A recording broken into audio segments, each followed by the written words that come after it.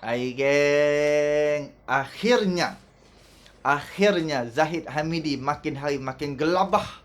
Kluster-kluster mahkamah yang perlu membela diri di dalam mahkamah dah makin gelabah. Gelabah kenapa? Ha. Habis dah akhirnya Agong bertitah bersedia menghadapi banjir. Agong berikan arahan bersedia, penyewa awam semua bersedia untuk menghadapi banjir. Apa cerita? Hari ni kan, beberapa hari bulan hari ni dah banjir dekat Gurun Kedah, di Baling pun banjir. Hanya hujan di KL daripada pukul 12, daripada pukul 3-4 pagi kalau tak silap sampai ke subuh, sampai ke pukul 7 lebih. Kalau di Kedah daripada lepas maghrib sampai esok pagi matahari naik banjir. Jadi Agong bertitah kepada semua agensi supaya bersiap siaga demi rakyat untuk menghadapi banjir.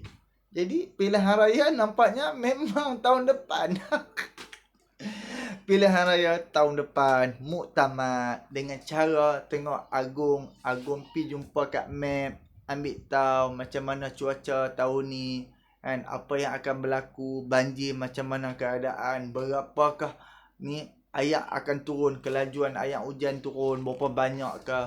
Agong dah ambil tahu dah geng. Sebelum Ismail Sabri macam bercakap dengan Agong soal pembubaran parlimen, Agong dah tahu dah lah. Agong pun ada handphone mah. Agong boleh tengok YouTube ni, muka-muka Zahid ni huduhnya muka dah. Jadi barulah betul ini Agong Sultan yang berjiwa rakyat, yang memikirkan rakyat, kan? Dan juga siap Agong menyediakan, kan? Menyediakan bantuan-bantuan kepada rakyat dan juga di tempat-tempat yang akan menghadapi banjir. Geng UMNO ada ke? Ada ke geng UMNO buat macam tu? Aku tengok Nurul Izzah dah buat dah. Anwar Ibrahim dekat Port Dickson dah hantar siap, barang semua siap lah. Dan sekarang ni yang paling aku nampak Nurul Izzah depa dah buat siap lah, depa dah siapkan kit untuk rakyat-rakyat di parlimen kawasan Nurul Izzah. Okey? Jadi daripada Jabatan Met dah bagi tahu rakyat akan menghadapi banjir. Rakyat akan hadap banjir di dalam Malaysia. Kemungkinan besar ataupun kecil.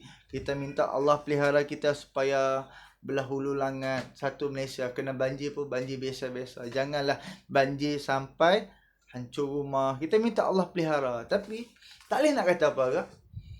Sebab segala kerosakan yang berlaku hari ini disebabkan tangan-tangan manusia. Tangan-tangan siapa?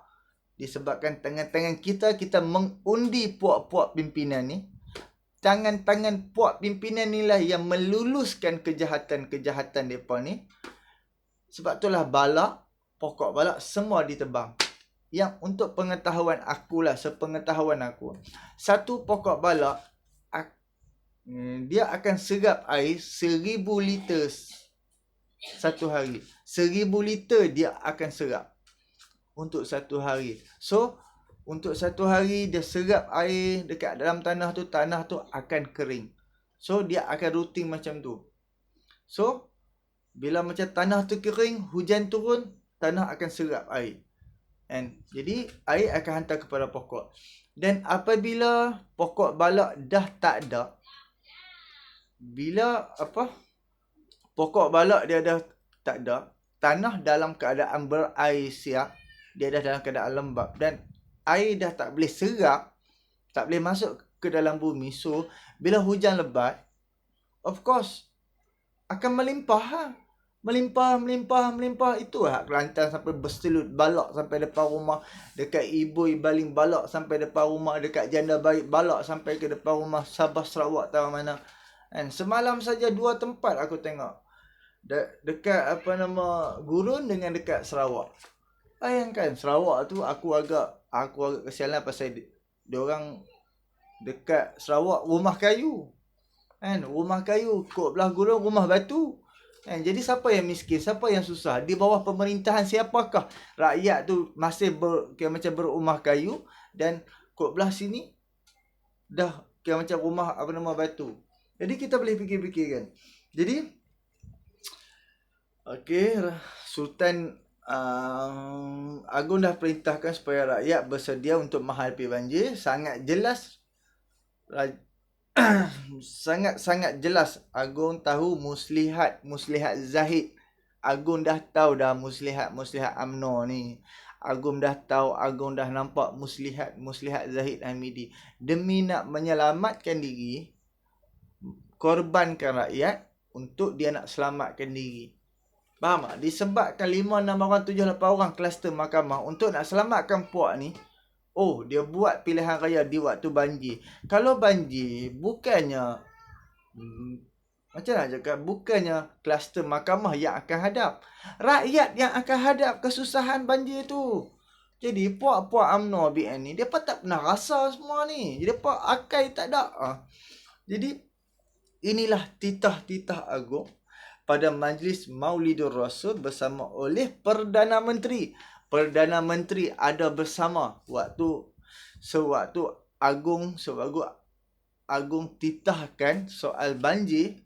Perdana Menteri ada bersama Agung. Jadi Perdana Menteri pun dia ada fikir lah soal ni. Tapi orang-orang jawatan-jawatan macam Zahid Hamidi yang aku cakap ni, Zahid Hamidi ni sepatutnya dia yang jadi Perdana Menteri.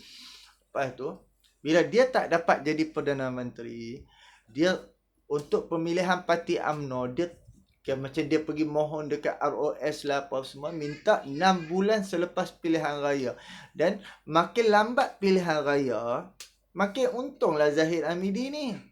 Kan sepatutnya Zahid Hamidi ni, dia sepatutnya bila dia kluster mahkamah, dia tak boleh masuk bertanding ke apa ke, dia tak boleh ada jawatan. Tapi sekarang dia masih ada di dalam kerajaan. So sekarang ni Zahid Hamidi dia dah kena membela diri. So apabila membela diri, Zahid Hamidi kaki dia dah selangkah masuk ke dalam penjara.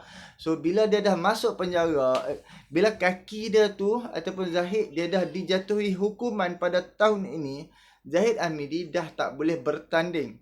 Faham tak?